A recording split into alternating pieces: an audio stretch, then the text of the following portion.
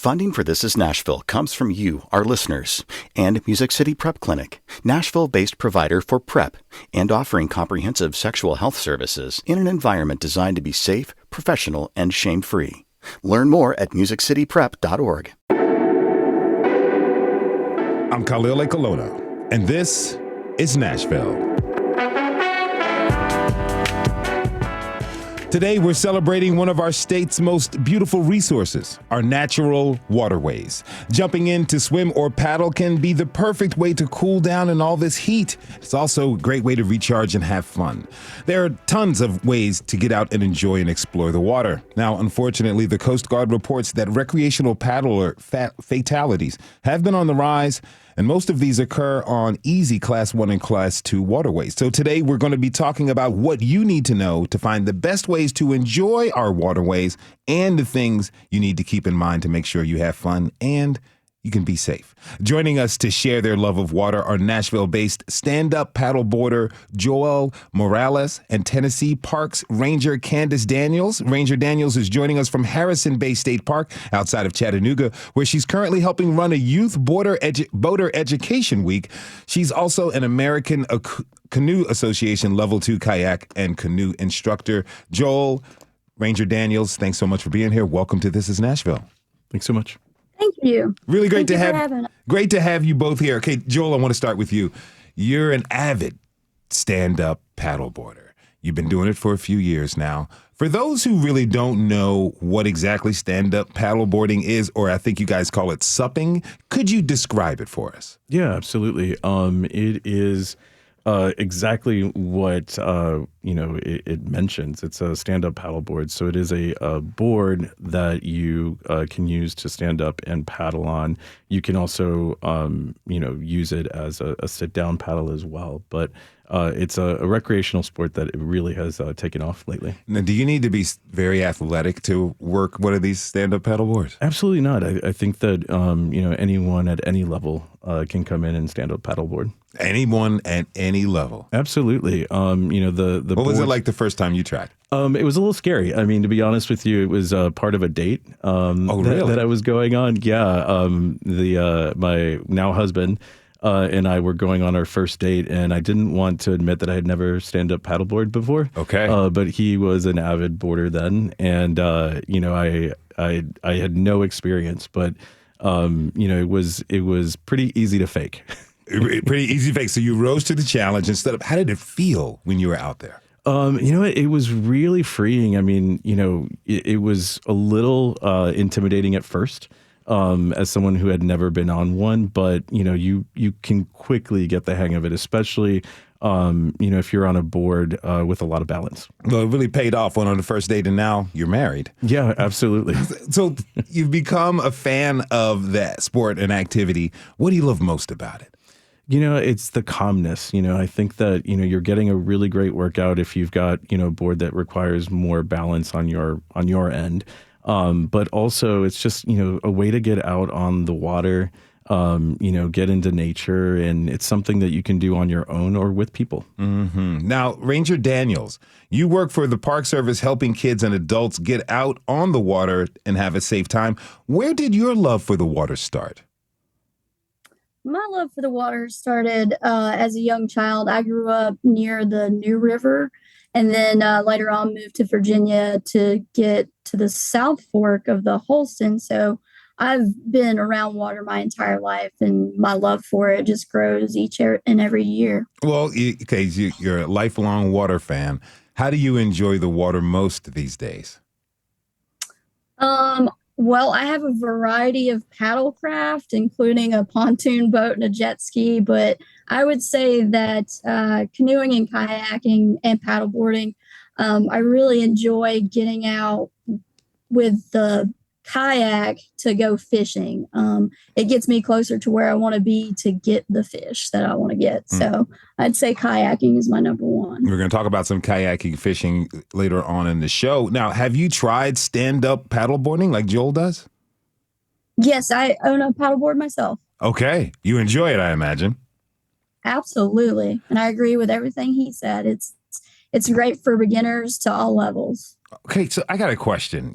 Before anyone gets out on the water, How do they find out where to go? So there's a variety of ways to do that. I would recommend going to tnstateparks.com. If you're interested in going to a state park in Tennessee, we have a variety of parks that have bodies of water on them. So I would go to that website. You can go there. There'll be a few tabs. You can find a park or go to the tab activities and events and go to paddling, and it'll pull up several paddling events or even the boat rentals that are available for any park that you pull up. Or you can go to the upcoming events, and you can filter by the program or the region of what you would like. Mm-hmm. So I'd recommend starting there. Okay, and note for listeners here in Nashville, the Nashville Metro Parks offers information about the rivers and lakes in the area like Percy Priest, Stones River, and Harpeth River. Joel, let me ask you this, though. Here in Nashville, where do you like to paddleboard? Oh, wow. There's so many great places, to be honest with you. I mean, Percy Priest is a great spot. The Cumberland River is a great spot as well.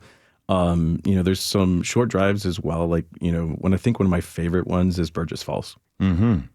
Well, when you go, when's your favorite time? I think that for myself personally, my favorite time would be kind of the bookends of the summer. So, when it's not too hot yet. Mm-hmm. I sweat a lot. I get overheated really quickly. But, I think that there's, really times that fit for everyone. Time of the year, month, warm weather is one thing. What about a time of day? Time of day. I really like morning. Okay. I think that there's a beauty to the morning. I understand that you're a part of a midnight paddle group. Yes. What's that like? So it's a really, really great evening. There's an organization here, Nashville Paddle, that organizes a full moon paddle on Percy Priest Lake every full moon. And it's just a really beautiful time, to get out on the lake. It's nice and still, and it's really just kind of a great moment to form community as well. It's, I would say there's, about 20 or so paddlers that will go out, depending on the time of day, or the time of year. And, we all just kind of sit out there and talk and, catch up and, see this beautiful full moon out in the middle of the lake. I got to imagine it has to be like the definition of serene. Absolutely. It really, really is. I mean, it's a really special time. My husband and I try to get out there every month. That sounds pretty cool. Now, Ranger Daniels, if someone wants to go swim or paddle in the state park, when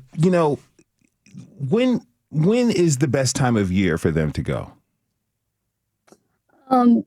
I would say, I agree with Joel on the bookends of the summer. The summer, we stay busy all year, but the summer is really crowded. So if you're wanting to avoid those larger crowds, I would go early or late summer.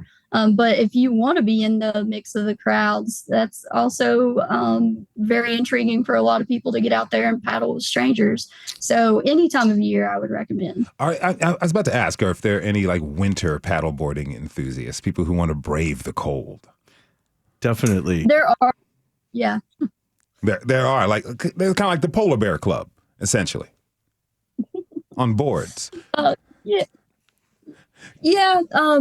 It comes with a lot more preparation and gearing up for cold water and buying the proper clothing for that, including wetsuits, dry tops, and stuff like that. But yeah, there's a crowd that really enjoy getting out in the colder months. There's, especially for whitewater, there's usually some better whitewater to be had during those months. You mentioned safety, gearing yourself up for cold, making sure that you can stay insulated and warm. No one wants to suffer from hypothermia out there. I'm interested in some of the summertime, other safety basics. I understand like we all need to make a plan and to be prepared to have a good day on the water. The Coast Guard recommends wearing a personal flotation device, or a PFD, also known as a life jacket, and checking the weather before you go out every time. Ranger Daniels, safety education also includes having a float plan. What is that? What exactly is a float plan? So float plan is basically just your logistics for your paddle trip. It's going to go through what you're going to be paddling in, the number of people in your group and what they're paddling in, the descriptions of them, checking to make sure that you have all your safety equipment. if you're going to be leaving behind a vehicle, where is it at? Your general trip destination, along with a route in mind of where you're going, the time that you're estimated to be back, and leave that information with someone that you trust and know that if you're not back within that allotted time, that they can contact who they need to contact. Joel, you're shaking your head in agreement. So it seems to me that it's more than just grabbing your board and getting out into the water. You have to really put a lot of thought into this before you go out on excursions. Yeah, I think that being ready and having a plan is really important. What type of plan do you and your husband have? Well, we like to be prepared in our way as well. I mean, we want to be comfortable out in the water. So, making sure that we have a waterproof bag to place our belongings in. We like to bring in snacks as well. We personally like having like a fanny pack, on us, so that way we can have, things inside that we need. And then, our boards have bungees on them as well, so we can place things on there as well, and they don't fall off into the water. Awesome. Now, if you're just tuning in, this is Nashville, and I'm your host, Khalil Colonna. We're talking this hour about the plethora of water activities here in Tennessee. My guests are Joel Morales and Ranger Candace Daniels. Now, I'm interested about like some close calls you may have had out there on the water. Joel, have you had any? I can't say I have. I mean, it's in my experience, it's been a really, really safe sport. Safe. Yeah. Ranger Daniels? I've had a couple, but it wasn't for anything other than my own negligence, admittedly. Okay. So I took a flat water, sit on top kayak in water that it wasn't rated for.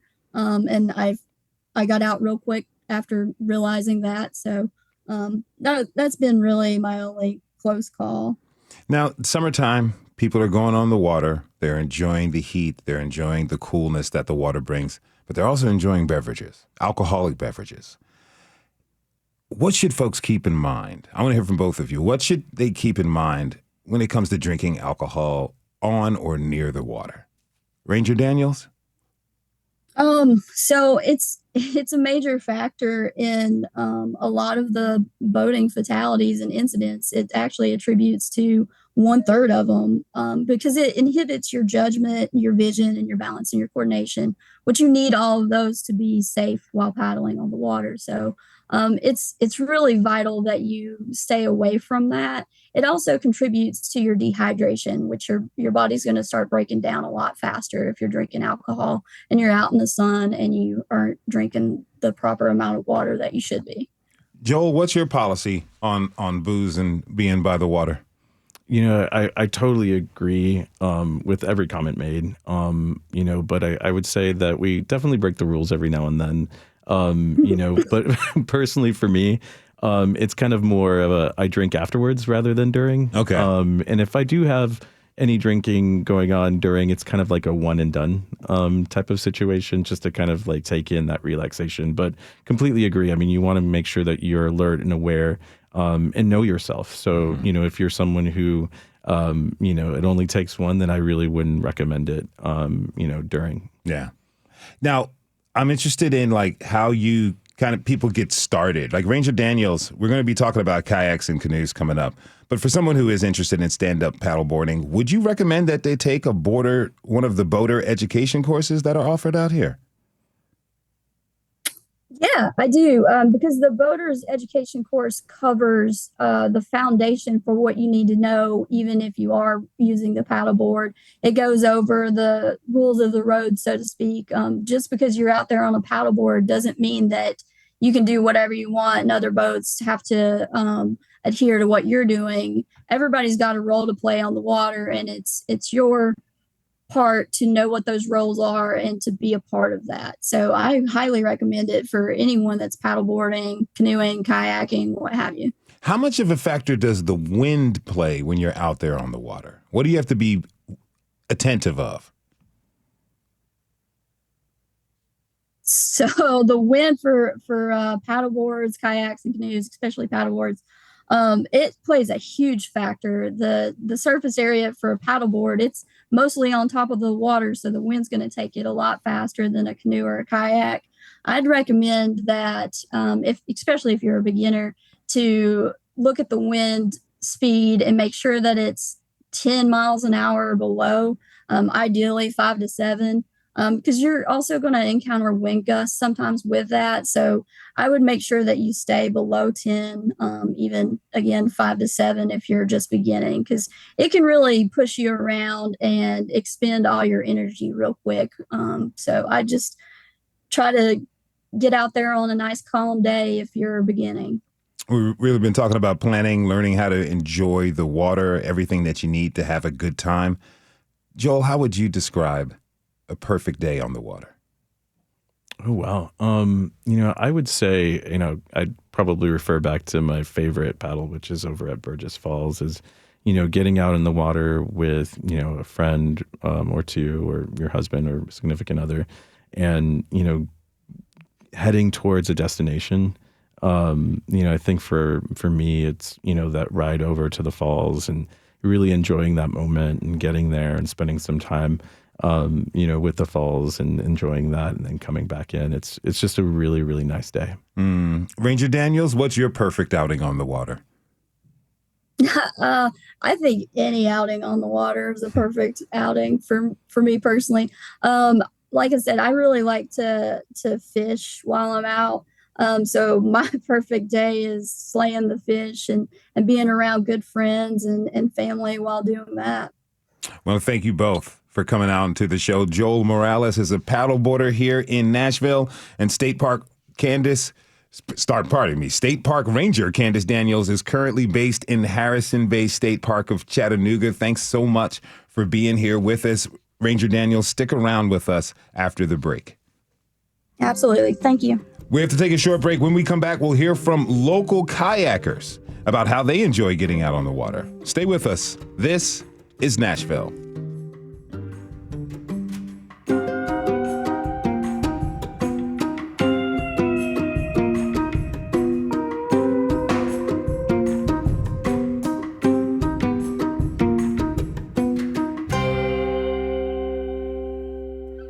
Funding for This is Nashville comes from you, our listeners, and Music City Prep Clinic, Nashville-based provider for PrEP and offering comprehensive sexual health services in an environment designed to be safe, professional, and shame-free. Learn more at musiccityprep.org. I'm Khalil Colonna, and this is Nashville. Today, we're talking about getting out to enjoy Tennessee's lakes, rivers, and ponds. Our state offers many great opportunities for paddle sports, including kayaking and canoe. The Tennessee Scenic River Association is a nonprofit dedicated to helping preserve our waterways and to providing river access and paddling education to the public. If you want to learn how to kayak or canoe here in Tennessee, TSRA and the community connected to it are a great resource to check out. Now, the TSRA also partners with Preston Taylor Ministries and the Sierra Club chapter here in Nashville to offer the Jack Lyle Memorial River Kids program, which gets kids who might not have experienced being on a river or a lake out into the water over the summer. Joining us to tell us about TSRA's programs is Operations Manager Stephanie Sullivan. We also have Nashville 8th grader Gabbie with us, who recently participated in the River Kids program. Stephanie and Gabbie, thanks so much for being here. Welcome to This is Nashville. Thanks. Thank you for having us. Really great. Okay, we're going to jump right in. Tell me this, Gabbie, what's your favorite way to enjoy the summer? Enjoy water in the summer? Definitely kayaking with my mom and my family. That's my favorite part. That's your favorite part? What about it made it your favorite? Just the nature around the creek or the lake, wherever you're kayaking, is so very peaceful, especially the sunset. Mm-hmm. It's like totally different from social media, I bet, huh? Yeah. Yeah. Stephanie? Oh, wow. I love the water as well. And lately I've been doing a lot of whitewater kayaking on the plateau area. So it's been great to get out and have a little more excitement on the rivers. What is it like to do whitewater kayaking? I remember growing up seeing shows on PBS public television, and, you know, it's pretty gnarly, pretty intense a lot out there. Is it like that? It can be gnarly, yes, but it is a challenge by choice. So, you know, some rivers are a little less gnarly than others, but it's a great way to really work on skills and up your game on the water. And then also, I think you have to work on your nerves. It takes focus in a way that oftentimes when you're out just enjoying the lake, it's great. But when you're in an intense situation, you really have to focus and calm your nerves and be in the moment. And I think that's why I love it so much. Is it a workout? Looks like a pretty good workout, too. It can be a pretty good workout, too. Yeah. Awesome. Now, Gabbie, I heard you've been enjoying the Harpeth here in Nashville this summer with your summer camp. When was your first time on a boat? So about last summer, me and my mom for her birthday went kayaking and in New York, where we used to live, at Glimmerglass Lake. And we went there. We had an awesome time just enjoying everything and the river and the view around it, and it was very peaceful. What did you think? You enjoyed the view? It seems like the natural part of it, being close to nature and the quiet is something that appeals to you. Yeah, definitely peaceful. All right. Now, Stephanie, you're a whitewater kayaker, and on the extreme side sometimes. How'd you get started? This was kind of a come out of COVID situation. So I grew up near the Stones in the Cumberland and did a lot of really calm waters and loved it. And then, I think just 2 years ago, kind of got involved with TSRA and got into the whitewater piece. And it's added a lot more excitement into what I've already always enjoyed. That's pretty cool. Where do you like to go paddling most? Definitely the Cumberland Plateau. Big South Fork River is a really great, beautiful natural area. That's one of my favorite places to be. Now, Gabbie, I want to hear about your experience with the River Kids program. You've gotten some time out there on the water. What kind of activities do they have you guys doing? So first they had us learn how to get onto the kayak, which was very, very easy and very fun. It was a little bit challenging for other people, but I definitely got it. They had us do some on-water soccer games. Okay. That was really fun. We definitely all got very soaked and wet. That's pretty fun. You went kayaking. So when you showed up, what were you thinking the first morning? So I definitely thought we were at the wrong place because I didn't see any lake or creek or anything like that.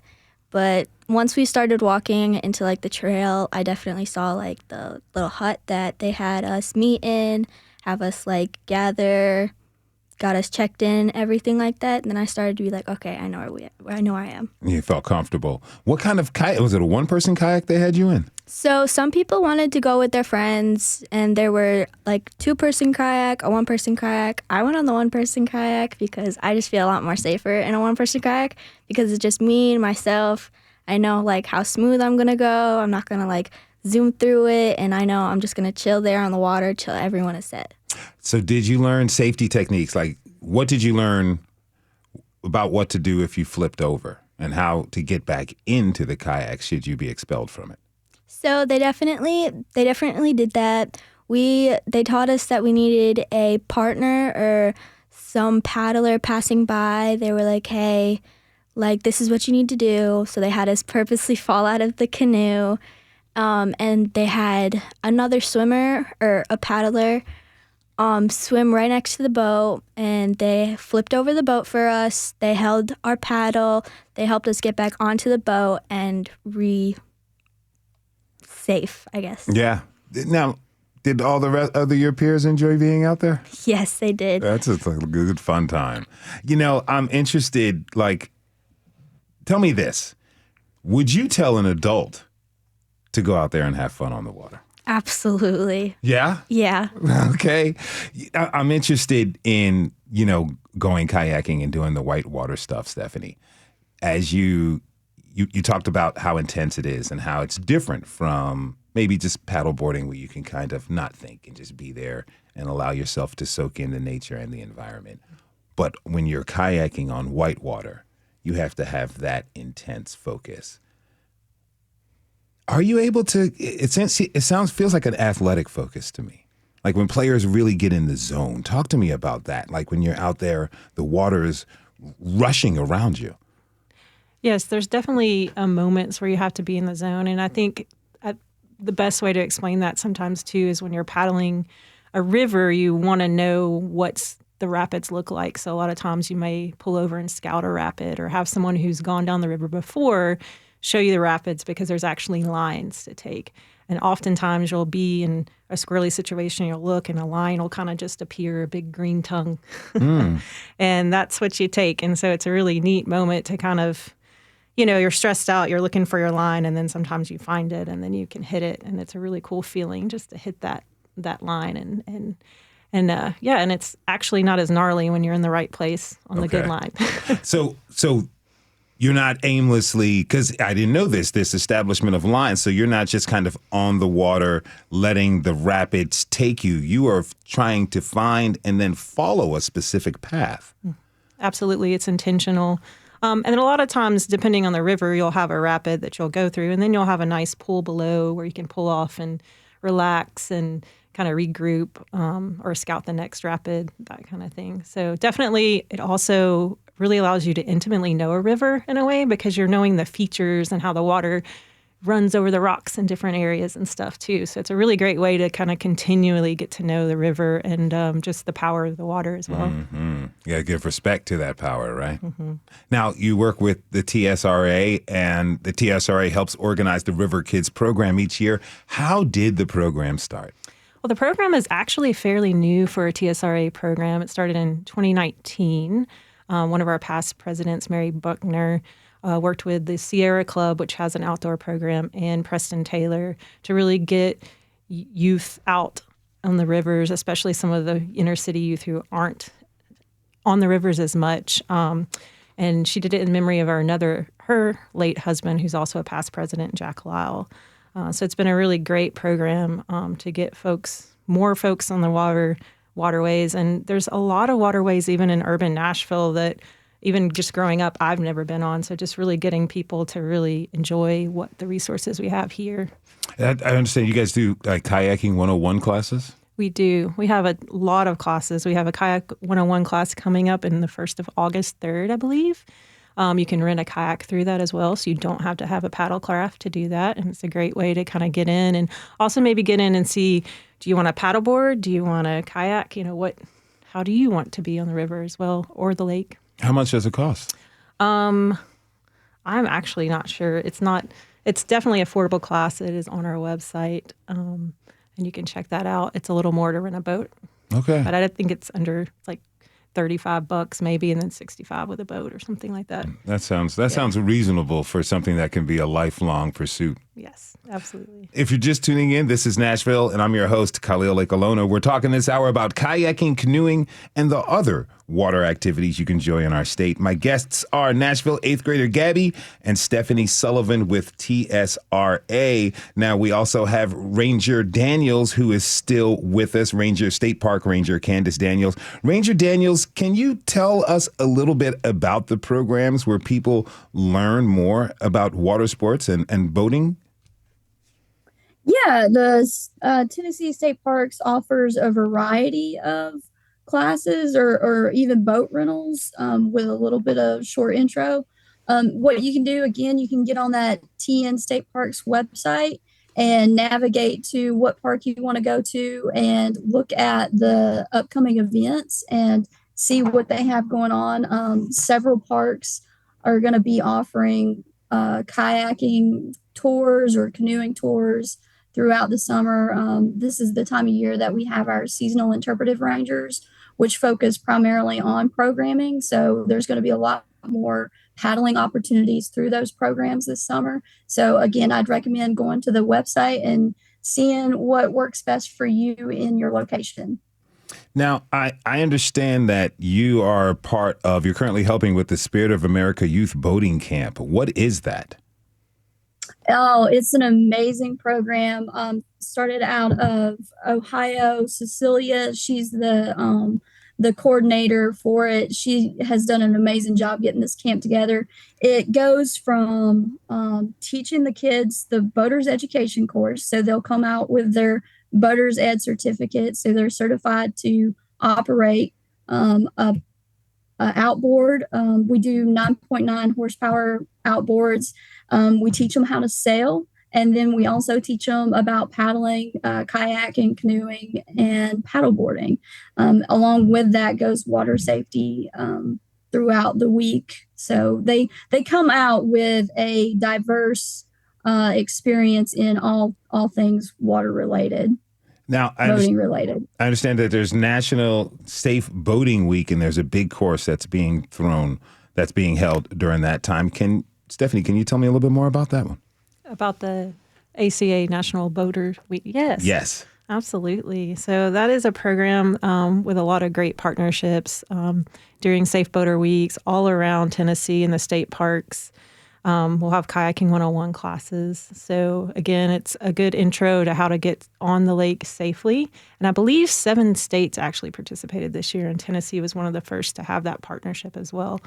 So it's been a great program and really help people get into the sport in a safe manner. They get into a safe manner. All right. Now, Gabbie, would you recommend to your friends that next summer or sometime this summer, they get out there on the water and try some of the stuff? Absolutely. How would you sell it to them? I would definitely tell them if they don't like it or if they've never tried it, give it a try, see how they like it. And if they like it, I recommend doing it more. Okay. Now, you've tried the kayaking. Have you tried canoeing? I have not, but I've heard it's pretty much the same as kayaking. Are you game to try? Absolutely. Okay. We can make that happen, Gabbie. Okay, so Stephanie, what is the difference between kayaking and canoeing besides the what do I call it? A boat? The vehicle? Yeah, the vessel. The vessel. There you are. Vessel is different. Obviously, in a kayak, you're going to have a paddle with 2 blades, and in a canoe, you're only going to have 1. So it's a little different in how you paddle. But once you learn really how to read the water and how to really navigate your craft, it becomes a lot easier. So, and in a canoe situation, oftentimes you'll have 2 people in the canoe, and we do have 2 people kayaks, but oftentimes you're by yourself, so you have to navigate the relationship part of it, which can be fun. Yeah, Gabbie, but like seeing that you like to rely on yourself, are there one-person canoes out there? There are solo canoes, and there are whitewater canoes out there as well. Wow. So, yes. Now, Gabbie, I understand that you're currently saving up to buy your own gear. I am. What are you doing? How are you making money? So my mom has this cleaning job, and she goes every, 2 times a week to clean. I have to babysit my little brother, which is a little challenging because you know how little kids get. Yeah. But I usually babysit like $5 an hour. I usually make a good $15. Okay. Saving up. This is truly going to be a lifelong passion for you, huh? Yeah. Ranger Daniels, how does that sound to you? I mean, it's been a lifelong passion for you as well. How does it feel to you to have the next generation be into water sports? Oh, it's awesome. I'm here for it, Gabbie. You go get it. I think that the sooner you get the boat, the happier you'll be, and it'll be the first of many boats to come in your lifetime. Thank you. Awesome. Okay, so a couple of last questions for you both. Stephanie, what are the most important things you would tell people to keep in mind so they can stay safe out there on the water? I think we covered a lot, but obviously, wear that life jacket. Even if you're a good swimmer, you're going to need it. If you are passed out, you're not going to be able to swim. So make sure you have that life jacket on. Again, the hydration, sunscreen. Again, in the summer here, make sure you're really taking care of yourself out there. Have a whistle is always great. I know we're in a cell phone culture, but out on the water, the whistle can be one of the quickest, easiest ways to get someone to help you. And even Gabbie mentioned when you're in the deep water trying to get back in your boat, it's always good to have help. So having a whistle on that life jacket is a great way to be safe as well. And again, make sure you tell people where you're going and have a plan. All right. Now, Gabbie, what's the best reason to make an effort to get out there and to try a paddle sport for the first time? Definitely try it. Definitely try it. See if you like it. I recommend bringing a friend. They might encourage you to do different things that you've never tried in a kayak or a paddleboard. But, if you don't like it, that's okay. Maybe it's just not your destiny or your sport. Mm-hmm. Has this experience inspired you to try new things? Absolutely, definitely, yes. All right. This is really a lot of fun. I want to thank you both so much for being here. Nashville 8th grader Gabbie, and she was joined by Tennessee Park Ranger Candace Daniels and Stephanie Sullivan with TSRA. Thanks to you all so much. We'll be seeing you on the water. Great. See you there. Thank you. All Yeah, right. man. Okay, we're going to take one more break. When we return, we'll be turning our attention to the beloved sport here in Tennessee, fishing. Stay with us. And as always, you can join the conversation by tweeting us at This Is Nashville. We'll be right back.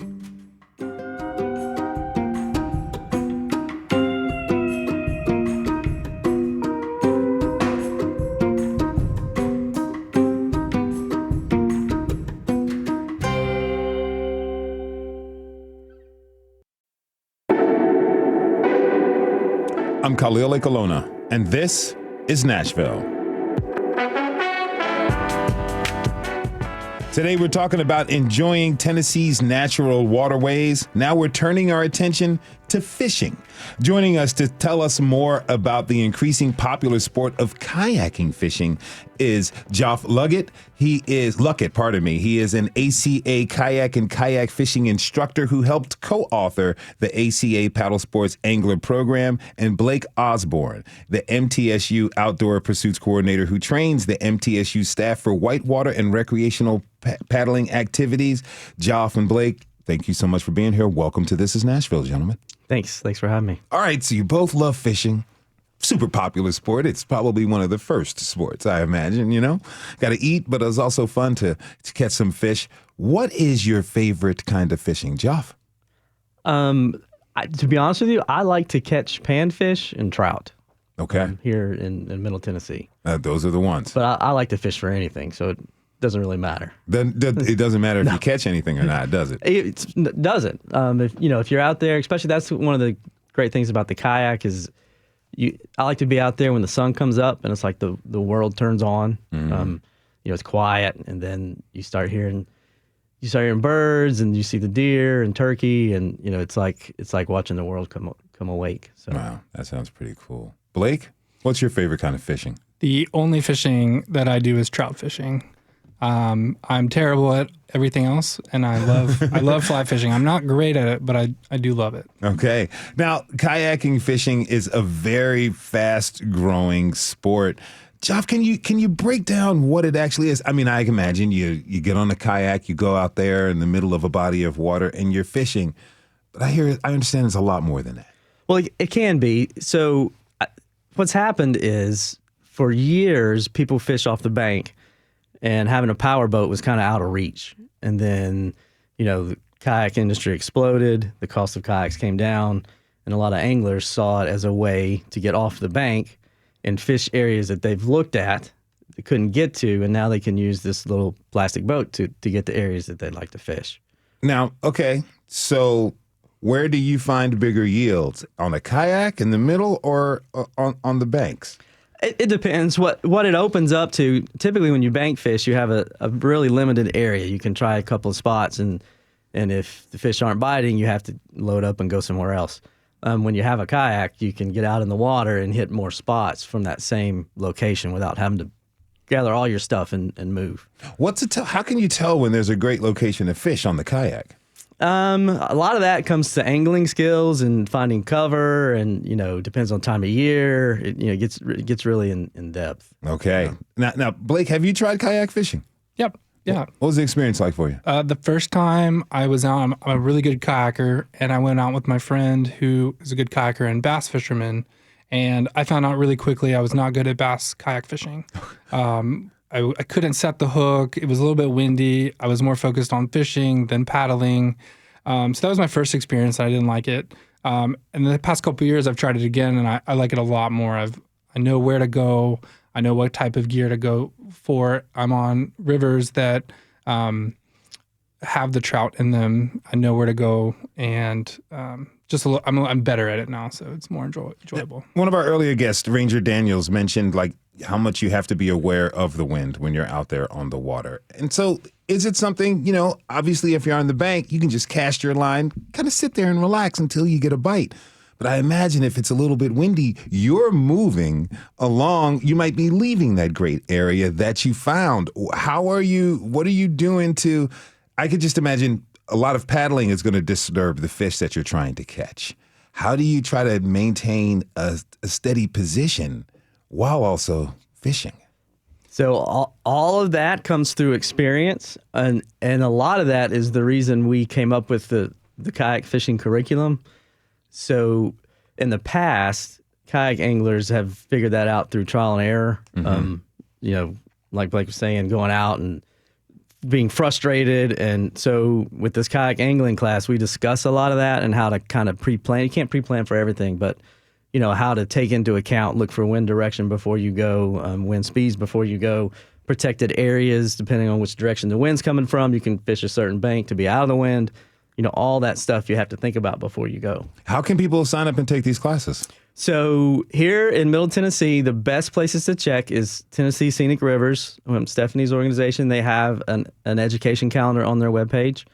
And then also the American Canoe Association, if you go on their webpage, they have a calendar of events or classes that you can search by location.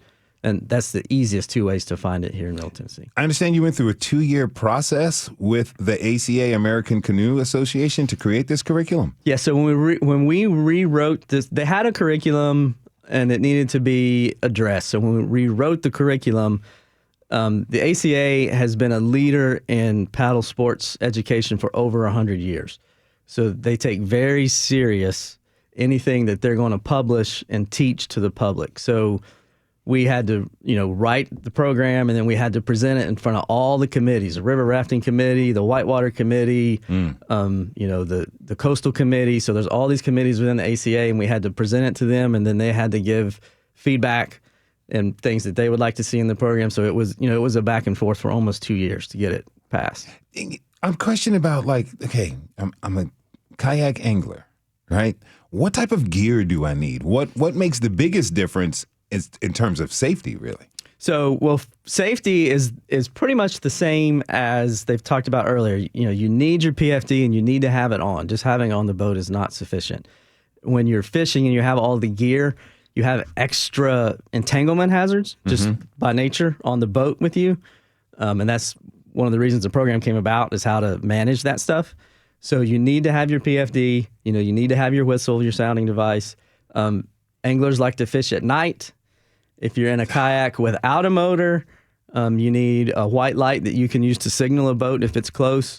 If you're in a kayak that has a motor, which a lot of anglers are now adding trolling motors, electric motors, then by law in Tennessee, you have to have the red and green bow lights, just like a motorized craft. So walk me through the unfortunate scenario if I'm out there fishing and I flip over. I've got fishing gear on my kayak. How do I get back in? So that's one of the other things we teach in our program is how to re-enter the kayak, but not just that, how that relates to kayak angling. So you take a regular kayak class to teach you how to re-enter in deep water.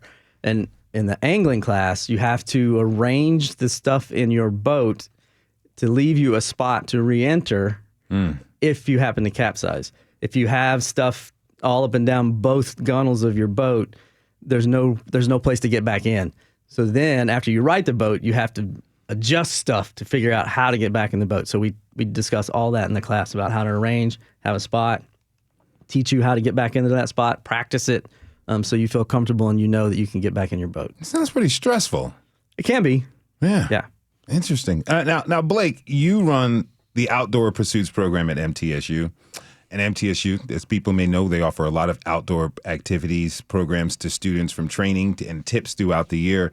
A lot of those you run with your staff, and you teach water safety and white water activities. During the school year, you offer pool sessions for people to come practice on how to roll their canoe or kayak. Tell me a little bit more about this. Like, who shows up? Yeah, so we have 3 or 4 instructors every Wednesday night, around 6 to 8 o'clock. It's free for students. And then we do have a little charge for members of the public, but we have people coming from Nashville. It's a 45-minute drive. We have people coming down from Kentucky, up from Alabama, because there's not many places that have a pool that's willing to let kayakers come, let alone the staff to run that. So we have people that come very experienced. They're just coming to look, to practice in the off season while it's cold outside usually. But then we'll get new people that have never been in a whitewater kayak. And so we'll teach them how to get in the kayak, how to outfit it, how to wet exit, which is something you learn before you learn to roll so that you can get out of the boat in case you do capsize and can't flip it back over. What is a wet exit? So when you're in a whitewater kayak, you have a spray skirt on. So that's kind of attaching you to the kayak so that water doesn't get in when you flip over, so then you can right yourself back up. But in the chance that you can't roll back over, on a couple tries, you have to leave the boat so you don't stay underwater. So we teach you how to pop the skirt out and then how to safely exit the boat and then, come up out of the water and then chase down your gear. Okay. Now, speaking of gear, you all offer an extensive gear rental program, but you're kind of different where you let folks take the gear anywhere with them. Can you tell me what you offer and what do you want people to know about the equipment that they can rent from MTSU? Yeah, so we have about $200,000 worth of toys at the office. So my son loves coming into Dad's office. And yeah, a lot of programs will rent just to students, but we have the unique opportunity to rent to the public. And we have everything to get you out for camping, backpacking. We have a lot of tailgating games and canopy tents, and I just bought some Blackstone grills that we can rent out to people. Our most popular items, though, are our kayaks and stand-up paddleboards. We have around 55 different types of kayaks, 55 kayaks, whitewater, sit-on-tops, and inflatables. And then we have about 10 or 12 canoes and then 12 whitewater kayaks people can rent. Is everyone eligible to rent these? You can come today. I just got to show up, Let's drive go. down to MTSU, and you're renting me a canoe. Yes. And our public pricing for all of our kayaks, all of our single kayaks are $35, and that's Friday to Monday. So we like long weekends. We're not open on Saturday, Sunday. And if you don't have a truck or a roof rack, we have the inflatable kayaks. They're really nice. They're not something we just bought at Walmart. They're about $1,000 each. Rated to take down class 4. I don't recommend it if you're not experienced, but high quality that you can just throw in the back of your trunk and not have to mess with, a roof rack or truck. And so it's worth talking to an expert before you go. Yeah, and that's another thing that we do versus just like going out and buying your own.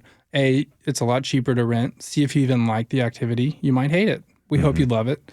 But if you come in and talk to me or any of my staff, we'll talk about where to go, what to take, tips and tricks, things like that. So now, we talked about safety a lot, but I'm also interested in potential, some of the safety near misses you all may have had. One of our producers, the producer of this show, is an avid kayaker and an avid boater. And over the holiday weekend, she was telling us of a pretty dicey situation that she was in. Have either one of you been faced with a dangerous situation when you're out there on the water? Yes. One winter, I was fishing the Harpeth River in January, and it was right at the end of the day. I made a paddle stroke mistake, and I capsized in the water. Air temp was about 38, and water temp was high 40s, low 50s. So it was pretty precarious. Wow. Give me your emotional state. What was going through your mind? Well, luckily the water wasn't super deep. I was wearing my PFD. I was paddling with an experienced paddler. I had the proper clothing on. But even with all of that, we were right at the truck. It was about 100 yards to the truck. And by the time I got to the truck, my hand was shaking. I could barely get my key in my truck. Wow. So, it turned dangerous pretty quick. Yeah. Even with two experienced paddlers. Yeah. So anyone who's a novice and at any level, always pay attention and never take your knowledge for granted. Yes. Blake? Yeah. The biggest thing too, and he said it, don't ever go alone. Because if you're alone, it gets really dicey much quicker. I was trying to do the math on the amount of boaters I've had go through programs or rent from us, and it was over 7,000 people. Wow. Over the past 10 years, and not just me, but we've never had any major injuries or mistakes made on a personal trip. I was whitewater kayaking, the river was up, and I made a bad stroke, and I got pinned up against a tree that had fallen down, and there was only two places to go. I could either get out of the kayak or lean the wrong way and go under the tree. And I leaned the right way, and I got out onto the tree, and then was safe. And but it could have gone real bad real quick. And you're here to tell the tale. Yes, sir. I really appreciate you both being here. Geoff Luckett is the co-author of the ACA Paddle Sports Angler Program, and Blake Osborne is the MTSU Outdoor Pursuits Coordinator. Thanks you both for being here. Really appreciate it. Thank you.